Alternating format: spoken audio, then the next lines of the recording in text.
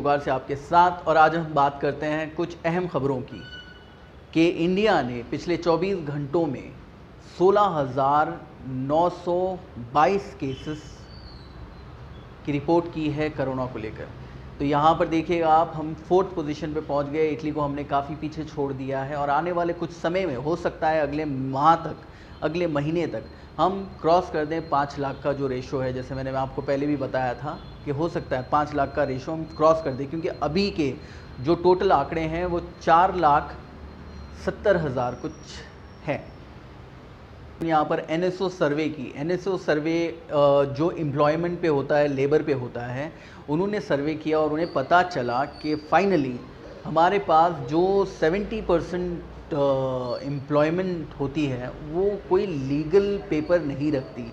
अब इस पर सोचना बहुत ज़रूरी है कि आने वाले समय में, आने वाले दिनों में जब एम्प्लॉय को एम्प्लॉयर हायर करता है तो क्या उसे लीगली डॉक्यूमेंटेशन करना ज़रूरी है, और अगर से है तो सवाल यहाँ पर ये बनता है कि कुछ शहरों में लेबर को लेकर या एम्प्लॉयज़ को लेकर तरह तरह के रूल चेंज किए जा रहे हैं। बात करते हैं उत्तर प्रदेश की, तो वहाँ पर तो लेबर पे भी रूल चेंज है। तो क्या ये इंडिया में हर जगह लागू होगा, और अगर लागू होगा तो किस हिसाब से होगा? सारे शहरों में डीजल और पेट्रोल के प्राइसेस बहुत तेज़ी से बढ़ रहे हैं और आप सभी जानते हैं कि पेट्रोल डीजल से महंगा होता है। बट यहाँ पर कुछ एक अलग तरह की न्यूज़ हम आपको बताएंगे कि दिल्ली में पिछले 2 दिन से डीजल का प्राइस काफ़ी हाई हो चुका है, 80 रुपीज़ क्रॉस कर चुका है और शायद बताया जा रहा है कि ये और भी बढ़ने वाला है। बाबा रामदेव ने अपनी एक याचिका दायर की थी। यहाँ पर बताया था कि हमें इंडोर टेस्टिंग के लिए परमिशन चाहिए गवर्नमेंट से, जो गवर्नमेंट ने इन्हें परमिशन दे दिया है। यहाँ पर सोचने वाली 2 चीज़ें हैं। पहली चीज़, जो सूट बूट पहन के करोड़ों रुपए का खर्च अपने देश के बैंकों से उठाकर फार्मा इंडस्ट्री चला रहे हैं, जिनके पास ऐसी कोई दवाई बनाने की अभी तक कोई ऐसी ख़ास खबर नहीं है, ना ही ये अपनी कोई रिपोर्ट फाइल की है। लेकिन यहाँ पर जो अधनंगी हालत में रहते हैं बाबा रामदेव, उन्होंने दवाई भी बनाई और टेस्टिंग का परमिशन भी लिया और शायद टेस्टिंग शुरू भी हो जाएगी इंडोर। मध्य प्रदेश के चीफ मिनिस्टर शिवराज सिंह चौहान की जो एक कैंपेन रन करने वाले हैं कि किल कोरोना। अब इनको लेके 3 सवाल पैदा होते हैं। पहली चीज़ ये कि ये क्या अब तक सो रहे थे, पहला सवाल। दूसरा सवाल ये, यही वो इंसान थे जहाँ पर कोरोना स्टार्ट होने पर भी इनको अपनी चीफ मिनिस्टर की शपथ लेनी थी और कोरोना के चलते सोशल डिस्टेंसिंग का पूरा मतलब बैंड बजाकर इन्होंने अपनी शपथ ली और पार्टी मीटिंग्स वगैरह की, काफ़ी सारे हंगामे किए। और यही शिवराज सिंह चौहान हैं जो अपने घर पे बहुत सारी भीड़ को इकट्ठा करके एक हल्का सा कैंपेन भी रन कर दिए थे कोरोना के टाइम पे, और अब ये कह रहे हैं कि हम एक कोरोना कैंपेन करने वाले हैं जिसका नाम है किल कोरोना, और घर घर जाके हम लोगों की टेस्टिंग कर रहे हैं। तो क्या अब तक मध्य प्रदेश गवर्नमेंट सो रही थी? बात करते हैं बंगाल शहर की, जहां पर लॉकडाउन पीरियड जो है वो जुलाई 31 तक एक्सटेंड होने वाला है। हो सकता है, बंगाल की चीफ मिनिस्टर ने अनाउंस किया है कि हो सकता है आने वाले कुछ दिनों में, जुलाई में हम देखेंगे, जुलाई से बढ़ भी सकता है। आपने, हमने, हर किसी ने परिवार को लेके इतनी सारी मूवीज़ देखी है, और हद तो यह है कि कुछ डायरेक्टर्स ने अपनी मूवीज़ का जो फिल्म का नाम था परिवार के लिए ही रखा। परिवार ले लो आप, या परिवार हो तो ऐसा हो, या फिर आप ले लो हम साथ साथ है।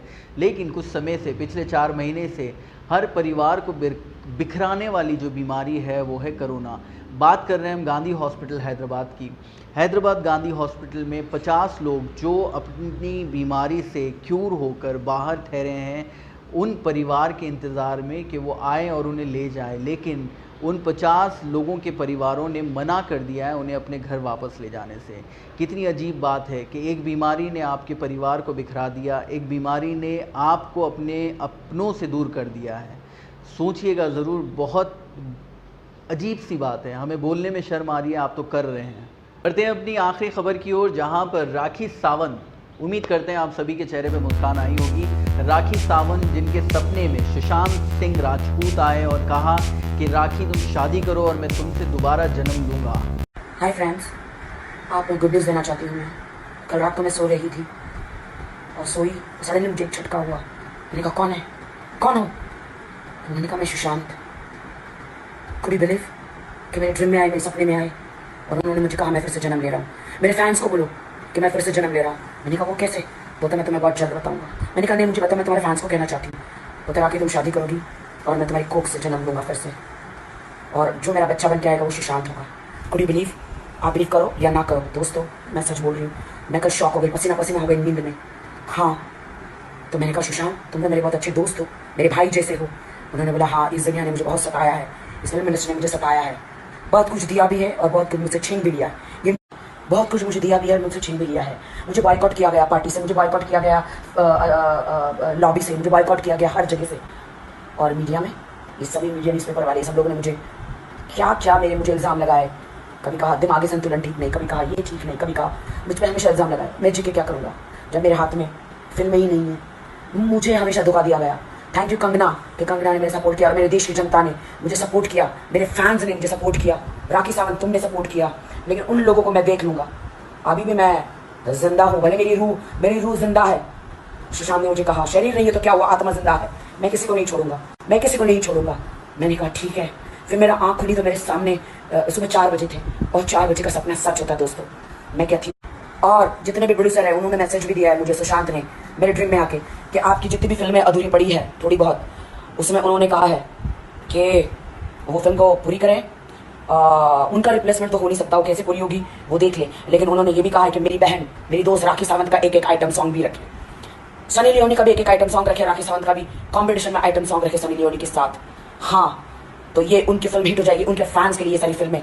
उनके फैंस, वो जीते थे तो उनके फैंस लोगों ने बहुत सारी फिल्में नहीं देखी, लेकिन आज वो नहीं है, वो मेरी कोख से जन्म लेने वाले हैं, सुशांत सिंह राजपूत। तो उनकी जो फिल्में आएगी वो थिएटर में लोग जाके देखें। मैं कहती हूँ उनका मैसेज है, मेरे ड्रीम में आके उन्होंने कहा है, उन्होंने पर्सनली मुझे आके कहा है दोस्तों। और आपको पता है उन्होंने मुझे आके कहा है, मेरी बात सुन लो, अब उनकी फिल्में हिट होनी चाहिए, हिट होनी चाहिए सुशांत की फिल्म। उनका ड्रीम था करण जौहर के साथ फिल्म करने का, उनका ड्रीम था सलमान खान के साथ फिल्म करने का, उनका ड्रीम था बहुत बड़ी बड़ी फिल्म करने का, लेकिन कोई बात नहीं। और उन्होंने कहा कि मेरी फिल्म छिछोरे को अवार्ड मिलना चाहिए, बेस्ट फिल्म फेयर अवार्ड मिलना चाहिए।